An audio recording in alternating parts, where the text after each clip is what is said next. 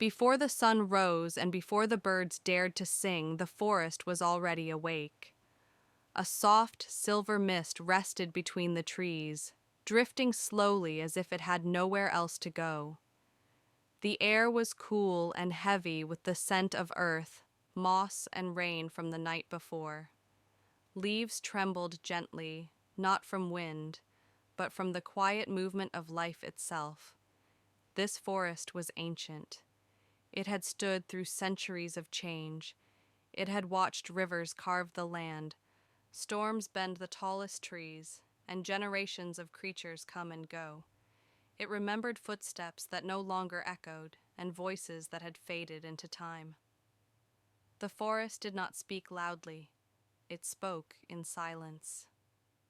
At the edge of the trees, where the wild met the forgotten road, a lone figure appeared. His name was Rowan. He moved slowly, as if unsure whether he was meant to be there at all. His clothes were dusty, his boots worn, and his eyes carried the weight of too many thoughts. Rowan had been walking for days. The world beyond the forest felt broken to him, too fast, too bright, too full of noise. Every place felt temporary, every moment rushed. He did not know what he was looking for, only that he was searching for something he had lost long ago. When he stepped beneath the trees, everything changed. The air became softer, deeper. Each breath felt fuller, as if the forest itself was breathing with him. The sounds of the outside world disappeared, replaced by a low, steady calm, the rustle of leaves, the distant call of an owl returning to rest, the slow creak of branches stretching toward the sky. Sunlight began to filter through the canopy, breaking into golden beams that touched the forest floor. Dust and pollen floated in the light like tiny stars. Rowan paused. For the first time in a very long while, he felt seen, not judged, not questioned, simply noticed. The forest accepted him without asking who he was or where he came from. He continued walking. The path beneath his feet was barely visible, covered in moss and fallen leaves, yet it seemed to guide him. Wherever the ground was uneven, roots rose gently to support his steps. Wherever the way was unclear, the light seemed to point forward. Hours passed, or perhaps only moments. Time moved differently here. Rowan reached a clearing where the forest opened into quiet space. At its center stood a massive tree, older than memory, wider than any other. Its bark was dark and textured, marked by countless years of storms and seasons. Thick roots twisted across the ground like veins of the earth itself. He felt drawn to it. As Rowan placed his hand against the trunk, warmth spread through him. His thoughts slowed, his breath deepened. Images surfaced in his mind, not his own memories, but the forest's. He saw children playing among the trees centuries ago. He saw travelers resting by fires that no longer burned. He saw moments of kindness and moments of destruction, humans taking and humans protecting.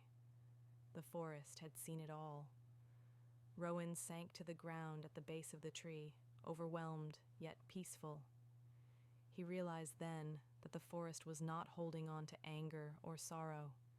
It simply remembered, quietly, patiently.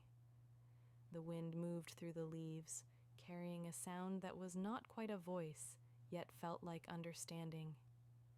Stay, the silence seemed to say. So Rowan stayed. He wandered through the forest without direction, allowing instinct to lead him. He followed streams of clear water that reflected the sky. He watched deer move gracefully between trees. He noticed mushrooms growing in perfect circles and birds building nests with careful precision. Every small detail felt meaningful. As the day passed, Rowan felt something inside him loosen, a tension he hadn't realized he was carrying. The forest asked nothing from him. It offered only presence.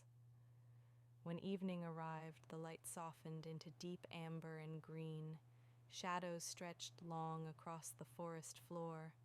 Fireflies appeared, blinking gently like breathing stars. Rowan returned to the ancient tree. He lay on the ground and looked up through the branches, watching the sky darken. For the first time in years, his thoughts did not race. His heart felt steady. He felt connected, not separate, not alone. That night, Rowan dreamed.